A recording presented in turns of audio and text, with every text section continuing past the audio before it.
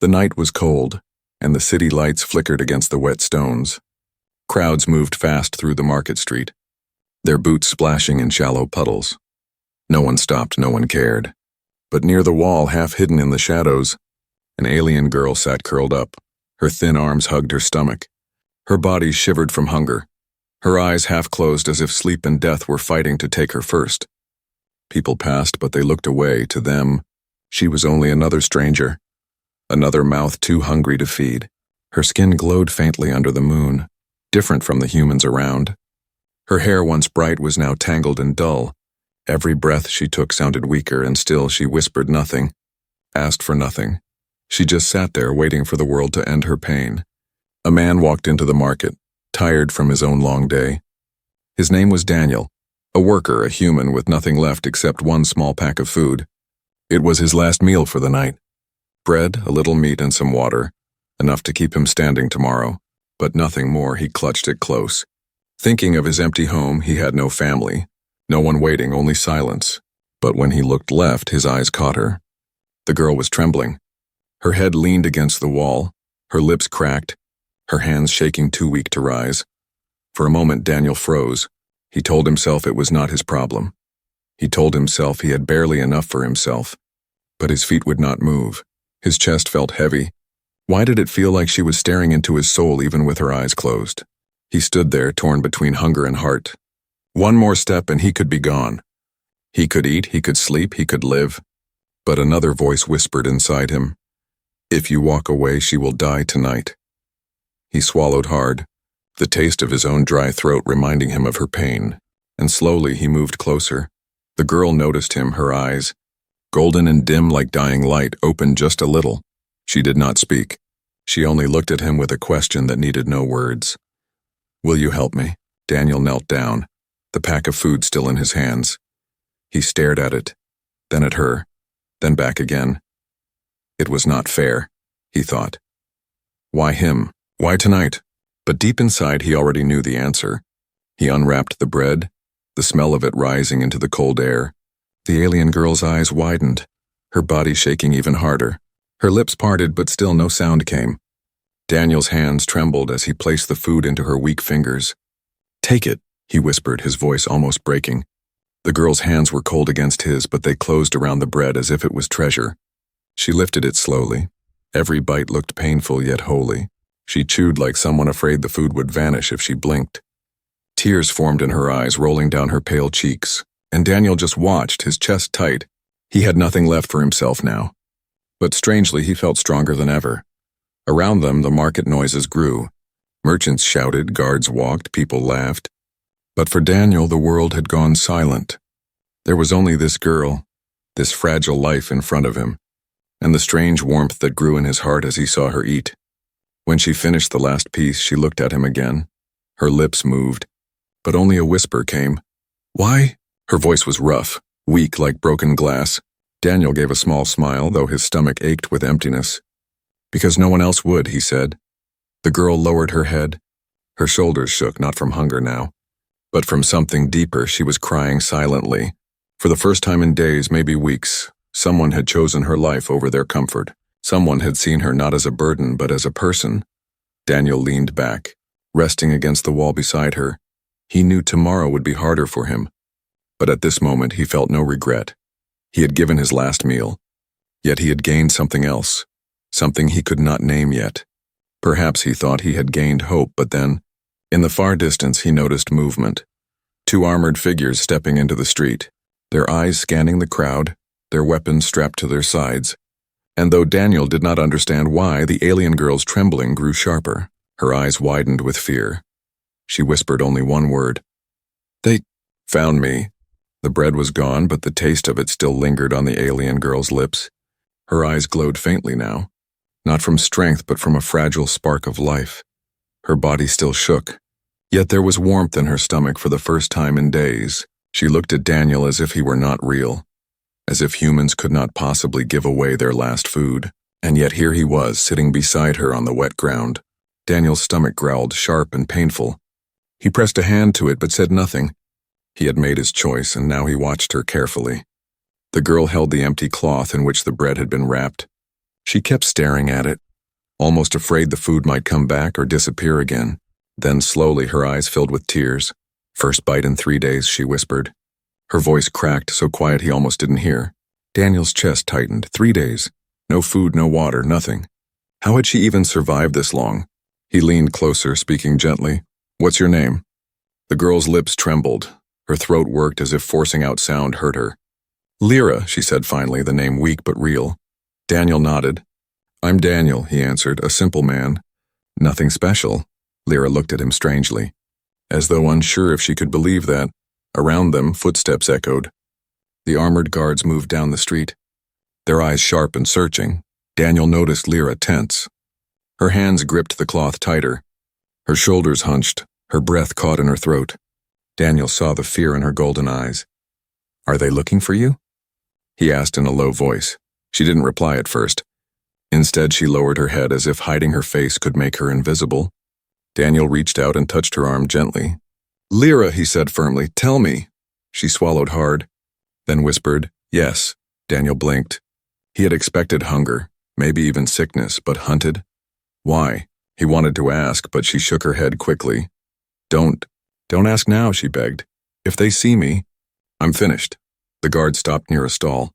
Asking the merchant questions, Daniel could feel Lyra trembling beside him. Instinct took over. He shifted, placing himself between her and the street, his body blocking the view to anyone passing. It looked like he was just another man resting against the wall, but behind him a life shivered in silence. He stayed like that until the guards moved on, their boots echoing away into the night. When they were gone, Lyra exhaled sharply, her breath shaky, her hands clutching at Daniel's sleeve. "You shouldn't," she whispered. "You gave me food. Now you hide me. Why? You'll be punished if they find out." Daniel looked at her and gave a tired smile. "Because it's the right thing to do." The words sounded simple, but to Lyra they were heavy. Her world had been full of betrayal, pain and fear. No one had helped her. No one had cared, yet here was a human, just a worker. Just a man with nothing, risking his safety for her. Her lips trembled again. "I thought all humans only cared for themselves." Daniel chuckled softly, shaking his head. "Some do, but not all. Hunger doesn't make me blind to someone else's suffering." She lowered her gaze, her voice breaking. "My family, they are gone," she whispered. The words hit Daniel like cold water. Gone? Killed? Abandoned? He didn't know, but the way she said it, the emptiness in her tone, told him the truth was dark. Silence stretched between them. The night grew colder. Daniel pulled his worn jacket tighter, but Lyra had nothing. Her thin clothes were soaked from the damp air without thinking. He slipped his jacket from his shoulders and placed it around her. Her eyes widened again. "You'll freeze," she said weakly. Daniel shook his head. "I've lived through worse." For the first time, a faint smile touched her lips. It was small, broken, but real. She held the jacket close. The fabric smelled of smoke and earth, rough and human. And yet to her, it felt like the safest thing she had touched in months. Daniel leaned back against the wall again. His hunger gnawed at him, his body tired from work and now from giving away his last food. But he stayed. He stayed because walking away was no longer possible. Something about this fragile alien girl chained him. Not with force, but with trust and maybe with destiny. Far in the distance, a horn blew. The sound deep and hollow. Lyra stiffened instantly. Her hands clutched the jacket tight, her golden eyes wide with panic. "They know," she whispered. Her words cut the night like a knife. "They know I'm here." The horn faded, but the echo stayed inside the narrow streets. Daniel felt the weight of it in his bones. The air itself seemed tighter, colder beside him. Lyra pulled the jacket closer, her trembling worse than before. Daniel leaned in, whispering, "Who are they? Why are they after you?" Lyra shook her head, her golden eyes shining with fear. "I can't. If I tell you, you'll regret helping me." Daniel frowned, his jaw tight. "Too late for that," he said quietly. "I already gave you my food, already hid you from the guards. If there's danger, I need to know." Lyra looked at him. Her lips pressed shut, then she turned her face away, staring at the stones of the ground. "They call me a thief," she whispered at last. "But I didn't steal, not in the way they say." Daniel narrowed his eyes. "What do you mean?" She lifted her trembling hands, opening them slowly as if afraid the night itself might watch. Between her fingers, faint light glowed. It was soft, silver blue like a star caught in her palm. Daniel's breath caught in his chest. It wasn't food, it wasn't money, it wasn't anything human, it was energy, pure, alive, humming quietly, something that should not exist outside of machines or reactors. What is that? Daniel whispered, eyes wide. Lyra closed her hands quickly, the light fading. Her body curled smaller as if ashamed. It is what they hunt, she said. My people can hold the life light inside us, but the Empire calls it property. They take us, use us, drain us until nothing is left. Daniel's heart pounded. He thought back to the guards, their sharp eyes, their constant patrols, not searching for just a runaway but for something valuable, powerful, dangerous in their hands, and here she was, this fragile, starving girl, holding it inside her body. He rubbed his forehead, the truth sinking in. So you're not just hungry. You're carrying something they want. Lyra nodded slowly. They killed my family to take it. I escaped, but without food, without shelter. I knew I couldn't run forever. Her voice broke. I thought I would die in the street before they found me. Daniel sat back, his hands trembling slightly. The safe choice would be to leave her right now, walk away before the Empire found out he had touched her, before they marked him as a traitor. But he looked at her again, her thin body, her broken voice, the way she still clutched his jacket as if it were her only shield. And he knew he couldn't. You saved me, she said suddenly, her eyes on him. You gave me food when no one else would. That means something. It has to mean something. Daniel gave a bitter laugh, shaking his head. It means I'm a fool, he said, but deep down, he didn't believe that. Deep down, he felt the stir of something larger than himself. The sound of armored boots returned, this time closer, heavier. Lyra's eyes darted toward the street. They're sweeping the area, she whispered. If they find me here... You'll be taken too. Daniel pushed himself to his feet. Then we don't stay here, he said firmly. Come on. He held out his hand. For a moment she hesitated. Trust was a heavy price for someone who had lost everything.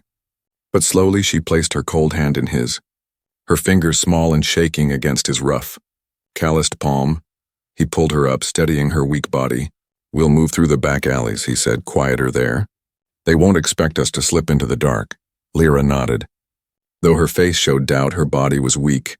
But her will to live was still burning, and for now that was enough as they moved. Daniel kept his ears sharp. Every creak, every shout in the distance felt like a warning. The alleys smelled of smoke and damp stone. The shadows stretched long, hiding dangers as well as safety. But he kept moving, guiding her step by step, until they reached a broken archway leading into an abandoned storage yard. Inside it was quiet, empty. Old crates piled against the walls, dust thick in the corners.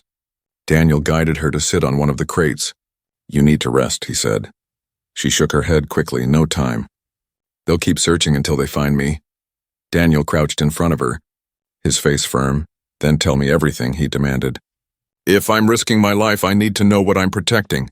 Lyra's eyes filled with tears. She opened her palms again, the faint glow returning. It's not just lifelight, she whispered. It's more. I carry a piece of knowledge, a secret my family died to protect. If they get it, they'll use it to build weapons. Things that can burn whole planets in hours. Daniel froze. He had expected danger, but not this. Not the kind of secret that could kill billions. And now it sat here inside a girl starving in front of him. The air between them grew heavy. Daniel clenched his fists. His mind racing. He had no army, no power, no plan. Only the choice: protect her, or hand her over. One path was death for him. The other was death for entire worlds. And even as his stomach ached with hunger and his body shook from cold, he knew his choice was already made. The storage yard was silent. But Daniel knew silence never lasted long in this city. Every corner had eyes, every wall had ears. He scanned the shadows, then turned back to Lyra, who sat slumped on the crate. Her golden eyes glowed faintly in the dark, but they were dim with exhaustion. She looked like she might collapse again at any moment. Daniel sighed and rubbed his forehead. You can't keep running on nothing, he said softly. You need a real place to rest. Lyra shook her head. No place is safe. Not for me. Her voice was weak but full of certainty. Daniel crouched down so his eyes met hers. There's one place. My home. Small, broken, but hidden. The guards won't look there. Lyra's lips parted as if to argue, but then she saw his face. Tired. Hollowed by hunger, yet steady. She realized he was serious. He had already given away his food, now he was offering his safety. She wanted to refuse, to tell him not to risk more, but her body betrayed her. Her legs trembled, her breath shallow. She couldn't survive another night in the street. Finally, she whispered, "I'll follow you." Daniel nodded, then led her carefully through the back alleys. The city's heart still beat loudly, shouts, laughter, boots clanging on metal. But the alleys wrapped them in shadows. Daniel moved with purpose, keeping her close every time she stumbled. His hand steadied her every time she coughed. His eyes darted nervously to the street beyond. At last, they reached a crooked door hidden between two old shops. Daniel pushed it open with effort, the hinges groaning. Inside was darkness, broken furniture, and dust. Not a place of comfort, but a place of survival. He guided her in and closed the door quickly behind them. "This is it," he said. "My shelter. Nothing more." Lyra looked around, her eyes adjusting slowly. The room was small, walls cracked, roof patched with metal sheets. A single cot stood in the corner, old and worn. A table with two chairs leaned unevenly against the wall. It was poor, empty, but it was safe, and for her, that was more than she had dared hope for. She sank onto the cot, her hand still clutching his jacket tightly. "You live here alone?" she asked quietly. Daniel nodded, pulling up one of the chairs to sit across from her. "Yeah, always alone. Work all day, come back here at night." "That's it?" Lyra tilted her head, studying him. "You gave your last food to me. Why would someone who has nothing do that?" Daniel gave a bitter smile. "Because I know what it's like to be hungry," he said. His voice was low, carrying a weight she didn't expect. "I've seen days when there was no food, no warmth. I know the look of someone who's ready to give up." "I couldn't just walk away." Lyra's throat tightened. She looked at him differently now, not just as a human stranger, but as someone who understood suffering. For the first time, she whispered, "Thank you." The words were simple, but for her they were rare and heavy. Daniel leaned back, running a hand through his hair. "You should sleep," he said. "I'll keep watch for a while. If they're searching, they won't stop tonight." Lyra shook her head weakly. "You'll be too tired for work tomorrow." Daniel chuckled softly. "I already gave up my tomorrow when I gave you my food. Might as well see this through." For a long moment, silence filled the small shelter. The only sounds were her uneven breaths and the distant echo of the city outside. Lyra finally let herself lean back, pulling his jacket tighter around her thin frame. Her eyelids lowered, exhaustion pulling her down. But just before she drifted, she whispered, "They will not forgive you if they find me here." Daniel looked at her, his expression calm but firm. "I don't need their forgiveness," he said. "I need to live with myself." Her eyes closed fully, and sleep claimed her at last. Daniel sat watching her, the chair creaking under his weight. He thought about the danger he had invited into his life, about the secret glowing in her hands, the hunters who would burn the city to get it. But he also thought about the way her eyes lit when she ate, the way her voice cracked when she said thank you. And for the first time in years, his lonely home didn't feel empty. Hours passed. The night grew deeper, shadows heavier. Daniel fought to keep his eyes open. But then, footsteps, soft at first, then heavier, closer. Voices muffled outside. A guard's harsh tone carried through the cracks of the wall. "Check every door. She can't be far." Daniel's breath caught. His hand went to the old iron bar he kept near the door. He glanced back at the cot where Lyra lay, her face peaceful in sleep. The danger was already here, and he knew if the door opened, his choice would be tested. Would he fight? Would he flee? The seconds stretched, every heartbeat loud in his ears, and then a knock thundered against the door. "Open up!" The pounding on the door shook the tiny shelter. Daniel froze, the iron bar heavy in his hands. From the cot, Lyra stirred, her golden eyes blinking open in fear. Her lips parted, but no sound came, only a desperate look at him. Another voice outside barked, "Open! By order of the Empire, all homes must be searched." Daniel's heart hammered in his chest. He leaned close to Lyra, whispering quickly, "Stay quiet. Don't move. Whatever happens, don't make a sound." She clutched his jacket tighter, her body trembling. The knock came again, louder, sharper.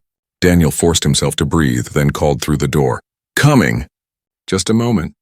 He slid the bar against the doorframe, opening just enough to meet the eyes of two armored guards, their faces hidden by helmets, their voices metallic. "Inspection," one snapped. Daniel nodded, keeping his tone calm. "Of course." But you can see this is just a poor worker's place. Nothing worth searching. The guard shoved the door wider. Ignoring his words, their boots clanged on the floor as they stepped inside. Scanning every corner, Daniel stood still, his fist tight behind him.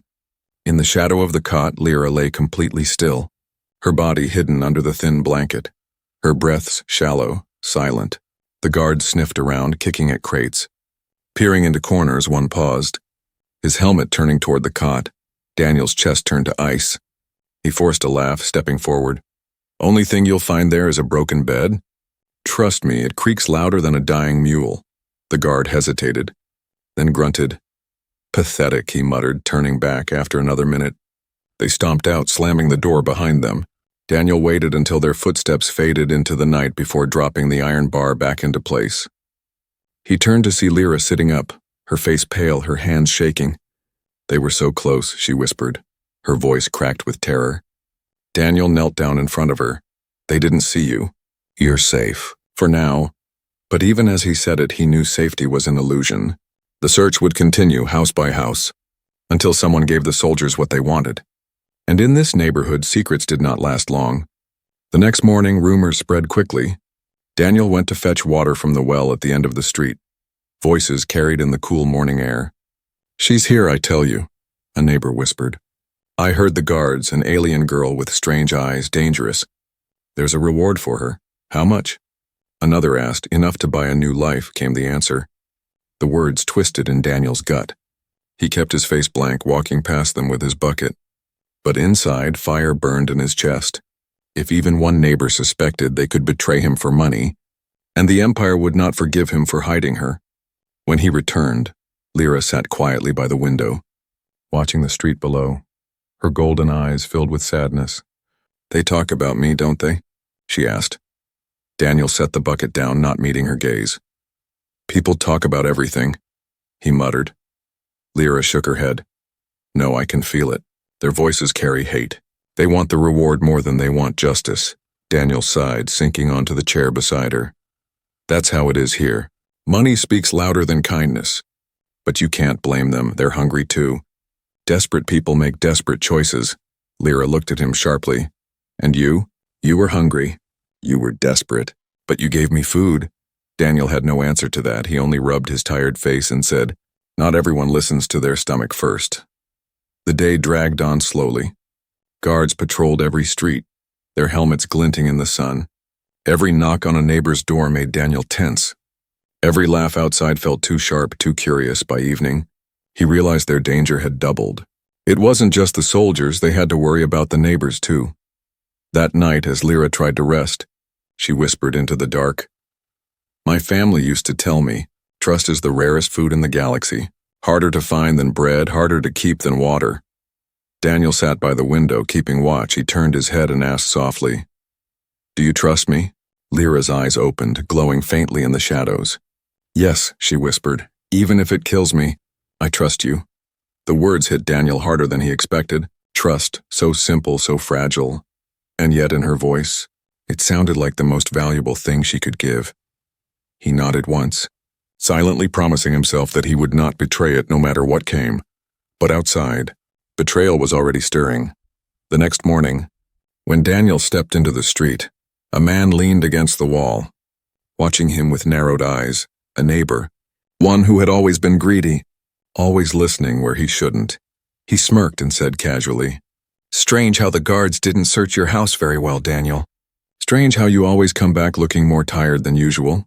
Daniel's blood ran cold. He forced a smile. Work's been heavy. Nothing strange about that. But the man only chuckled. We'll see. The Empire pays well for truth. Daniel walked away quickly. His mind racing, the walls were closing in, and he knew it was only a matter of time before betrayal knocked louder than the soldiers had. The night returned heavy and restless. Daniel sat near the window, staring into the street. The lamps outside burned low, smoke rising from their flames. Every shadow looked like a soldier. Every whisper sounded like betrayal. Inside, Lyra lay on the cot, awake though her eyes were closed. Her breathing was shallow, her mind full of fear. She could sense his tension, the way his shoulders never relaxed. Finally she spoke, her voice soft. You should let me go, Daniel turned sharply. What? She sat up, pulling his jacket around her thin frame. You heard the neighbors. You saw their eyes. If you keep me here, you'll lose everything. Your work, your home, maybe your life. Her words cut deep. Daniel wanted to argue, but the truth of them weighed heavy. He had nothing, and yet even that little could be taken away if the Empire found her under his roof. Lyra lowered her gaze. I've brought you nothing but danger. If you hand me to the guards, they will reward you. You could live better than this. Eat well, sleep without fear. Isn't that worth more than saving me? Daniel stared at her. Her golden eyes glistened in the dim light. Full of sorrow, yet strangely calm, she meant what she said. She was offering herself up. Not because she wanted to die, but because she didn't want him to suffer for her. He clenched his fists, her words echoed with temptation. The Empire's reward could change his life. No more empty meals, no more cold nights, a chance to start again clean and free. All it would take was one choice: open the door, call the guards, hand her over. The silence between them grew thick. Lyra waited, her hands trembling slightly. Daniel closed his eyes, remembering the moment in the street when her body shivered from hunger. How her fingers had clutched the bread like it was life itself. How she whispered thank you with tears in her eyes. He remembered the glow of lifelight in her palms and the way she said, if they take it, worlds will burn. He opened his eyes, his voice firm. No, Lyra blinked in surprise. No? Daniel shook his head. I won't give you to them. Not for money, not for safety. You trusted me. That means something. And if I betray that, then I have nothing worth living for. Tears welled in her eyes. She covered her mouth, a broken sound escaping her throat. You'll die for this, she whispered. Daniel gave a small smile, tired but steady. Maybe, but at least I'll die as a man. Not a coward. For the first time since he found her, Lyra's face softened with true relief. She leaned forward, her forehead resting against his shoulder. Her small frame shook, not from hunger now, but from the weight of emotion. Daniel placed a hand on her back gently. He didn't know why. Maybe to calm her, maybe to calm himself.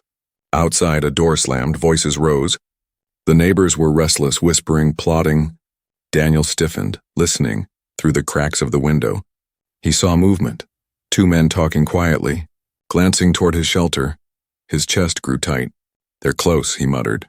Lyra lifted her head, fear returning to her face. What do we do? Daniel stood, grabbing the iron bar again. We move tonight before someone sells us out. Lyra tried to rise, but her legs wobbled. Daniel caught her quickly. You're still weak, he said. I'll carry you if I have to. She shook her head, her voice trembling. You'll never outrun them with me. Daniel's eyes narrowed. I don't run to win races. I run to survive. They packed nothing because Daniel had nothing to pack. Only the jacket around her shoulders and the lifelight hidden inside her palms. He opened the back door quietly, leading her into the narrow alleys. The city was alive with danger, guards marching, neighbors peeking from windows, shadows moving with suspicion. As they slipped deeper into the dark, Lyra whispered, You had a choice tonight. You could have chosen safety, but you chose me. Daniel glanced at her. I didn't choose you, he said quietly.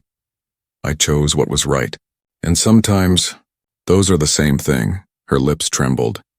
But she nodded. Her trust in him grew stronger.